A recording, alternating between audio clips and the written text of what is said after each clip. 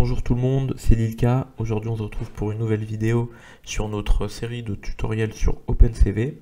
Et aujourd'hui on va apprendre à détecter des lignes sur des images en utilisant la méthode qui s'appelle œuf dans la librairie de OpenCV. Donc étant donné que en ce moment c'est Roland-Garros, bon c'est fini, je pense au moment où vous regarderez cette vidéo, j'aime bien le tennis, du coup je me suis dit pourquoi ne pas détecter les lignes d'un cours de tennis au sein d'une image d'un cours de tennis du coup. Donc voilà, j'ai cette image là et donc on va essayer de détecter les lignes dessus. Donc avant de rentrer dans le code, j'aimerais bien qu'on passe un petit moment de théorie sur la méthode de œuf qui est implémentée dans OpenCV. Le but étant de détecter des lignes sur une image, l'idée principale de œuf en fait est de transformer l'espace habituel cartésien dans lequel on est, qui est défini par x et y, vers un système de coordonnées polaires, donc défini par un rayon et un angle. Donc on sait que une ligne c'est représenté dans un système de coordonnées cartésien par l'équation d'une droite, y est égal à ax plus b, et en fait le but de la transformation de œuf c'est de transposer ce y est égal à x plus b vers une fonction de θ et de r. Donc en fait on va représenter cette ligne, par exemple ça peut être n'importe laquelle, donc cette ligne en rouge, et on va définir donc le rayon R qui correspond à une projection orthogonale à cette ligne là, ainsi que l'angle θ que fait ce rayon R par rapport à un axe des abscisses. Et en fait, à partir de trigonométrie, on peut facilement retrouver cette équation ici, et on va le montrer tout de suite. Donc j'ai repris la figure sur la documentation de OpenCV, et j'ai nommé quelques points, donc le point A de coordonnées x, a, y, a, et B de coordonnées x, b, y, b, et ainsi que le point d'origine aux coordonnées 0, 0. Donc premièrement, on va calculer, grâce à de la trigonométrie, la position YB de ce point. On peut définir l'angle qui est ici par pi sur 2 moins θ, étant donné que ici on a un angle droit. Et grâce à de la trigonométrie, on peut dire que cosinus de pi sur 2 moins θ, c'est égal à r sur l'hypoténuse, qui correspond donc à YB. Grâce aux formules de trigonométrie, on peut dire que cosinus de pi sur 2 moins θ, c'est sinus de θ, et donc ensuite réarranger tout ça pour trouver YB égale à R sinus de θ. On peut faire de même dans le triangle qui est en bas à droite et dire que cosinus de θ c'est égal à R sur XA. En réarrangeant tout ça, on a XA est égal à R cos de θ. Ensuite, le coefficient directeur d'une droite c'est défini par la division entre YA moins YB et XA moins XB. Donc YA étant nul, on a moins YB qui sera donc moins R sinus de θ. Et ensuite pour XA moins XB, donc on sait que XB est nul, donc on a seulement XA. Du coup, pour conclure, on aura moins R sur sinus de θ divisé par R cosinus de θ. Et donc en réarrangeant tout ça, on trouve bien ce qui était noté dans la documentation de OpenCV, qui est moins cosinus de θ sur sinus θ, parce que les R vont se simplifier. Et le point ici, c'est l'ordonnée à l'origine. Donc en gros, c'est le YP, et c'est exactement ce qu'on avait trouvé ici. Donc voilà pour la petite parenthèse pour résoudre cette équation. Et en fait, quand on réarrange ces termes-là, on peut du coup définir R en fonction de θ.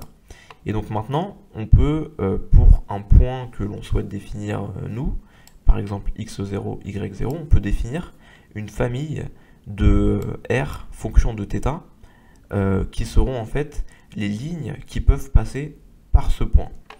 Et en fait, cette fonction de R en fonction de θ, on peut la dessiner sur un graphique et obtenir ce type d'équation par exemple. Ici, c'est dans le cas où on a x0 est égal à 8 et y0 est égal à 6.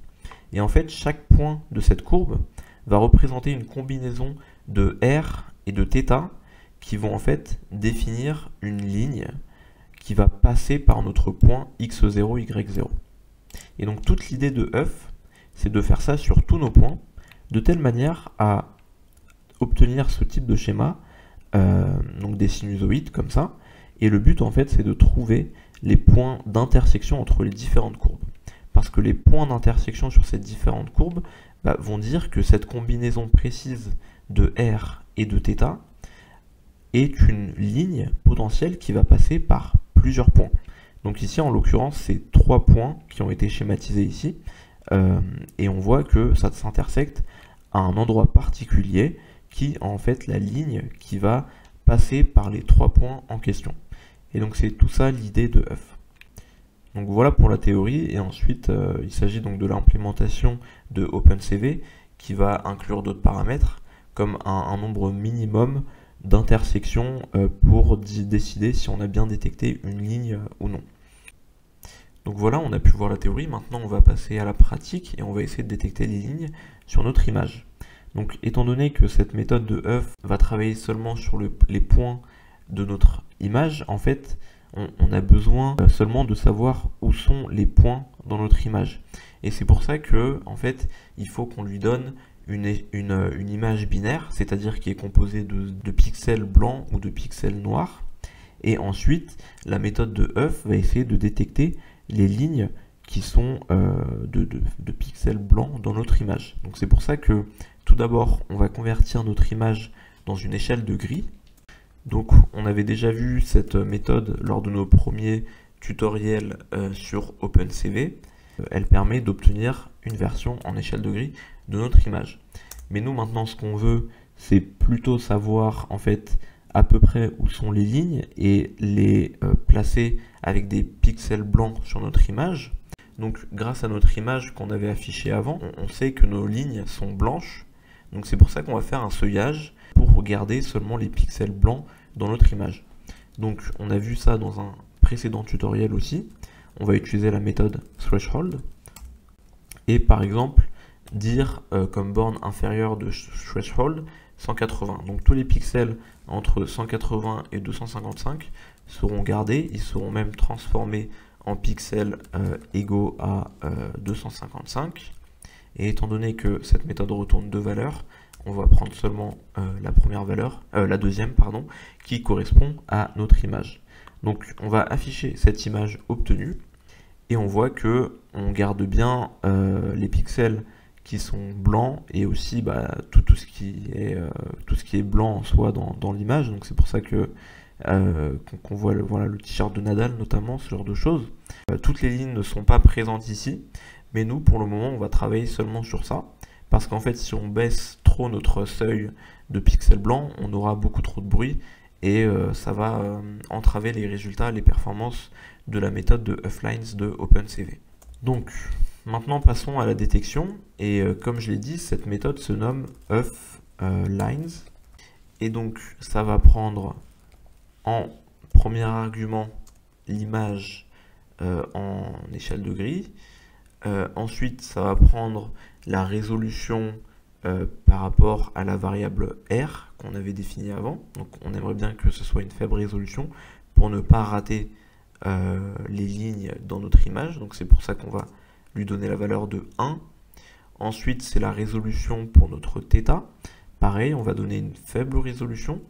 On va lui donner la valeur de 1 radian, donc pi sur 180 en gros. Enfin, on a un seuil, le nombre d'intersections minimum pour dire si c'est une ligne ou pas. Et donc on va mettre par exemple 50. Bien sûr, on peut essayer de varier ce paramètre pour voir les différences. Ensuite, on a deux arguments qui sont plutôt importants, qui est min line length, donc c'est la taille minimum d'une ligne qu'on veut conserver, étant donné que nos lignes sont plutôt grandes dans notre cours. On va par exemple dire qu'on veut des lignes au-dessus de par exemple 80 pixels. Et enfin, un dernier argument tout aussi important qui est max line gap, c'est en fait le maximum autorisé de fossé entre deux points pour dire s'ils sont dans la même ligne ou pas. Et donc il nous faut une petite valeur, et par exemple on peut mettre 20 pixels, c'est-à-dire que deux lignes qui sont proches de moins de 20 pixels entre elles vont être en fait fusionnées au sein d'une même ligne. Donc tout d'abord, affichons ce résultat. On peut voir en bas qu'on a détecté en fait 89 lignes, et le 4 ici correspond aux 4 coordonnées, donc x1, y1, x2, y2. On voit qu'on a aussi une dimension de 1 ici. On va l'enlever en fait parce que concrètement elle nous sert à rien, et en fait on a une méthode de NumPy qui permet d'enlever ces dimensions restantes qui sont égales à 1 justement. Cette méthode c'est np.squeeze tout simplement, et on lui donne en argument notre array, parce qu'effectivement hein, c'est un NumPy array qu'on a en sortie de cette méthode. Et donc maintenant le but qu'on aimerait faire, c'est quand même de visualiser nos lignes sur notre image. Donc c'est pour ça qu'on va définir une méthode qui permet d'afficher les lignes sur notre image. Donc ça va prendre notre image en entrée, ainsi que les lignes qu'on a détectées. Donc je suis allé un peu plus vite ici, et en fait c'est surtout du code qu'on a pu déjà faire lors du deuxième tutoriel sur OpenCV. Vu que en gros on va itérer sur toutes les lignes qu'on a détectées, itérer donc sur toutes les lignes et les points qui sont, enfin les coordonnées des points qui constituent ces lignes, donc x1, y1, x2, y2, tracer une ligne avec ces coordonnées là, donc je la voudrais en vert, ainsi que deux petits cercles qui correspondront aux positions exactes de nos points x1, y1 et x2, y2, avec un rayon de 1 pixel pour que ce soit plutôt petit, et on va les afficher en bleu. Et ensuite on affiche l'image obtenue, image avec ligne. Donc maintenant on va appeler cette méthode pour pouvoir voir les résultats de notre méthode. Et voilà, donc on voit que la plupart des lignes sur notre cours de Roland-Garros sont détectées. Donc on voit qu'il nous manque surtout celle à côté de Djokovic, et celle-ci aussi, mais en fait c'est plutôt logique qu'on les voit pas, parce que en fait les pixels blancs on les voit pas vraiment sur cette portion là de l'image, donc en fait elles sont pas détectées lors du seuillage, donc c'est exactement de ça dont je parlais, on les voit pas ici, donc c'est normal qu'on va pas pouvoir détecter les lignes dessus. Autre remarque, on voit qu'on a beaucoup de lignes qui ont été détectées en haut et sur les côtés.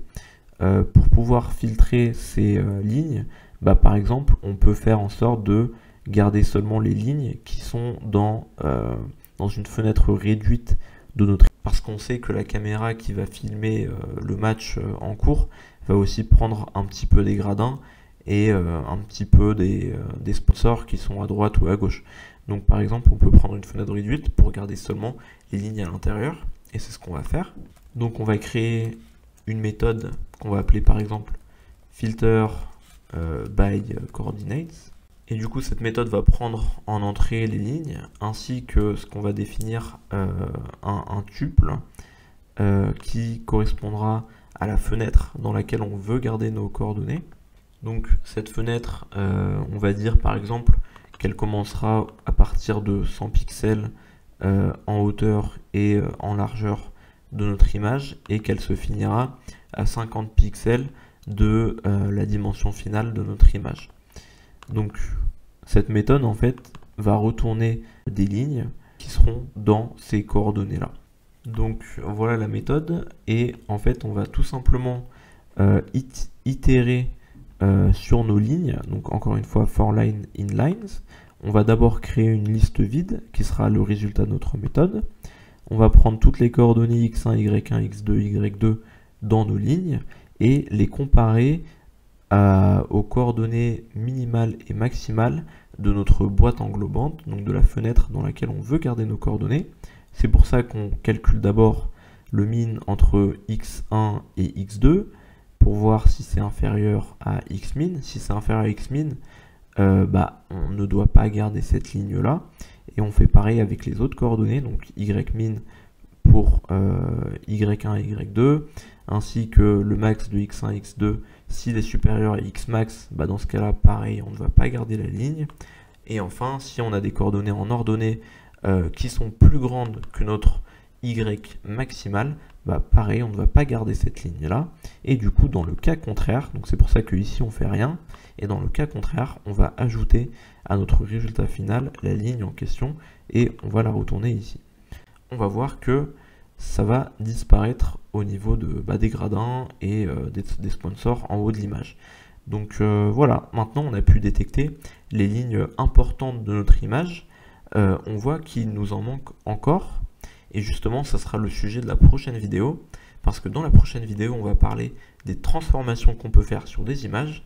Et il y en a une qui permet de passer d'une image à une autre grâce à une matrice d'homographie. Et donc c'est ce qu'on fera pour détecter les dernières lignes de notre cours de Roland-Garros. J'espère que cette vidéo vous aura plu. On se retrouve très prochainement pour la suite. N'hésitez pas à mettre un pouce bleu en bas de cette vidéo ou un commentaire si vous avez des questions, et n'hésitez pas à vous abonner. Merci beaucoup, au revoir.